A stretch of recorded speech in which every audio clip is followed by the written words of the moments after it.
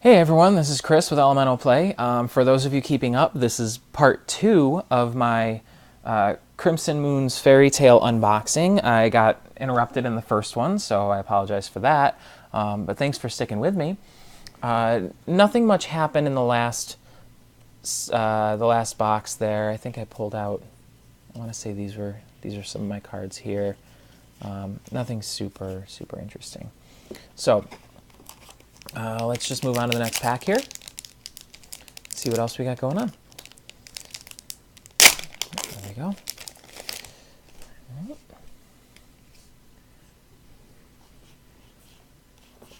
Gonna make our way through these. Laura the Blood Speaker. Carmilla, Queen of Vampires.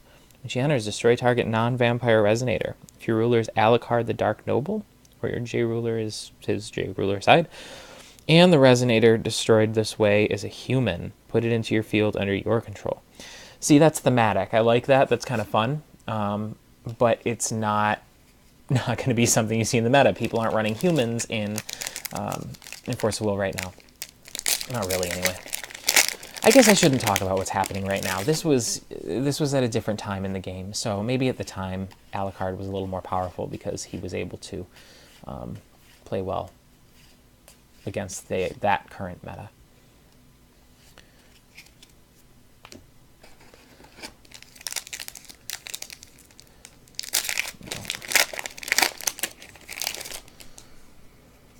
It is kind of fun going through some of these old cards though, and seeing what was being played back then. There's my second Gretel. That's what I needed. So that rounds out my deck, and that's exciting. Another ruler. Jeanne d'Arc, the Flame of Hatred. And on her ruler side is Nameless Girl. Oh wow, if a human was put into your graveyard from the field this turn, you may pay 0 to pay this ability instead. Actually, it's interesting. It says a field. At the time, it was broken up into 2 fields, your opponent's and your own. It's now all considered 1 field. So that was a rule change since this happened. See, now this is a little bit better. This actually has some activate abilities. She's a 12/12. She enters and destroys all other humans. And then you can tap, prevent all damage that would be dealt by target human resonator until the end of turn. And then pay a red and 1. It deals 500 damage to target human. So humans must have been really strong in the meta at the time. Because that's we're seeing a lot of that in this set. I don't think we see as many humans anymore. I don't think. I'm spinning witch. Yeah, I mean, maybe there's some humans in it, but not a lot of interaction for human tribal or anything.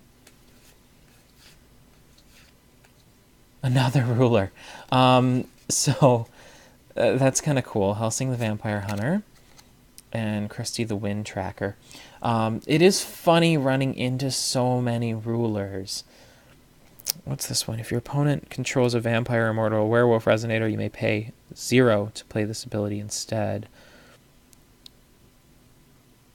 What does it do? Oh, I'm sorry. That's when you flip. I was reading the wrong side. You can also draw a card with this. Oh, that's interesting. So this is a lot like Flute, except with more stipulations to it. And then when it enters, target non-human J resonator loses all its abilities till end of turn. Huh. Cool. It is interesting running into so many rulers in this set because they've become so stingy with giving them out. For those who were watching my Advent of the Demon King boxing recently, there were only 2 rulers in the whole thing, and I was excited to just get one that wasn't like a generic ruler. So seeing 4 rulers in a single box is something that I forgot was even plausible. So I'm kind of excited to see that, but at the same time, I guess that meant that there was no value to the rulers. But that was also the goal of the game when it first came out. There's another Gretel. Cool. They just are all sitting at the bottom of the pack. that was also just how the game was at the time. I mean, even the super rares, you're seeing one per pack here, when now they're one every couple packs. When the game was created, they wanted to make it cheap, easy to get into, easy to be a part of. But the problem with that is it's not a viable business model. You can make the boxes cheap, you can make the cards cheap, but then how do stores make their money? You know, if everyone has 5 copies of Stone of Heaven's Rift and you can only play 4 of them, you don't need more of them.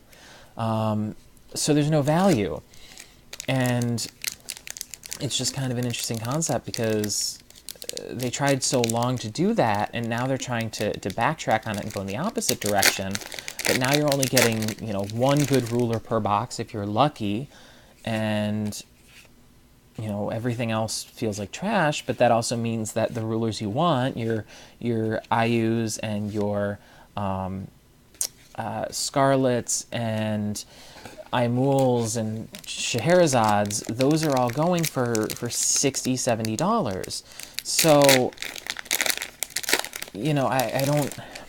It can be intimidating. At the same time, you're going up against games like Magic, where a single deck can cost you a couple $1,000s easily. I mean, I was recently looking at possibly picking up a Humans Tribal deck in Magic, and I was looking at $1,400 if I were to buy the cards outright, and there's really no other good way to go about it because the boxes are so expensive. We're talking, you know, $100 for a booster box, and you're not going to get what you need. So you have to buy the singles, and it's so expensive. So even with this game, you know, even when it comes out to oh, I have a promo of this card that I really like. The Halloween one is cute. But anyway, so even when you're dealing with $70 rulers, you're still dealing with a deck that's only maybe $150 at most, and you might already have a lot of the cards. So there's a lot of people out there who will only buy singles, and that makes sense to me, considering your chances of actually getting what you need out of a box and how much unnecessary stuff there is in a box. But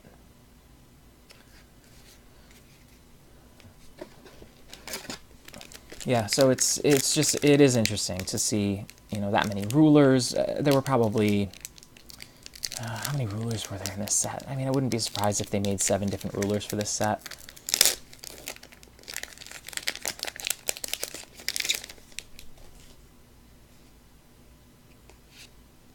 As always, my computer's struggling, so hopefully this doesn't come up too jumpy on the actual video, but I'm sure it will. At some point, maybe I'll go get a new computer. That seems like a good idea, right? I only had this one a couple years, but it's my fault for cheaping out.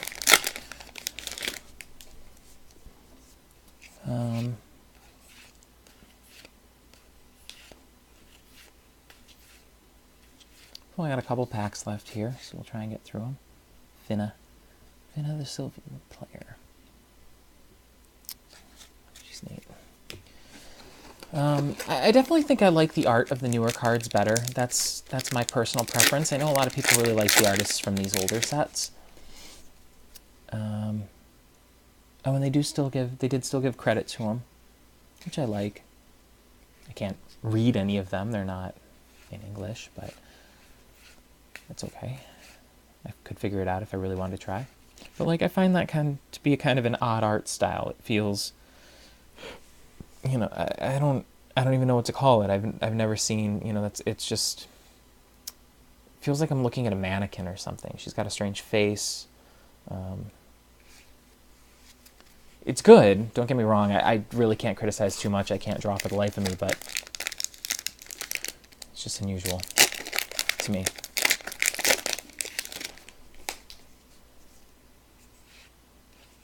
Two more packs here. So here's one.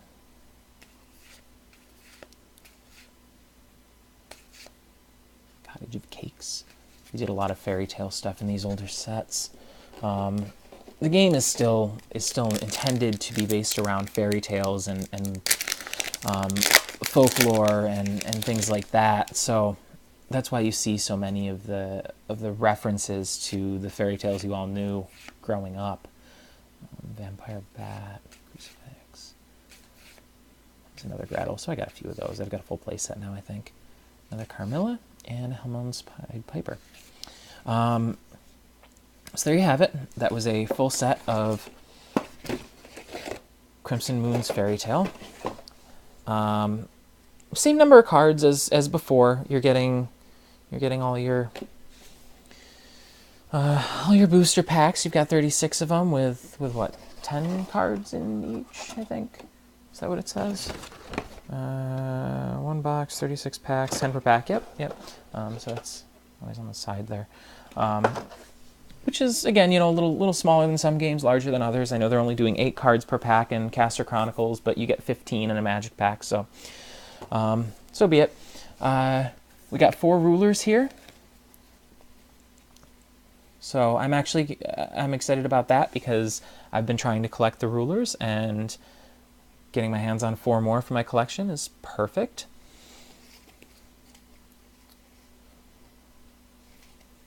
And then we also ran into a Magic Stone pack, so that was kind of a fun find.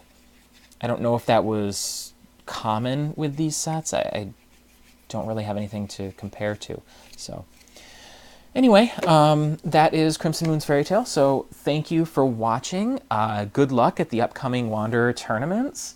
And whatever GPs you might be going to. And if you're not going to one, then find one near you and go, because I want to see this game come back, and I'm sure you do too. So let's give it some support. So thank you all for watching. This is Chris with Elemental Play. Make sure you like, subscribe, follow my Twitter, and keep an eye out for more videos in the future. Thanks all, and good luck at the upcoming tournaments.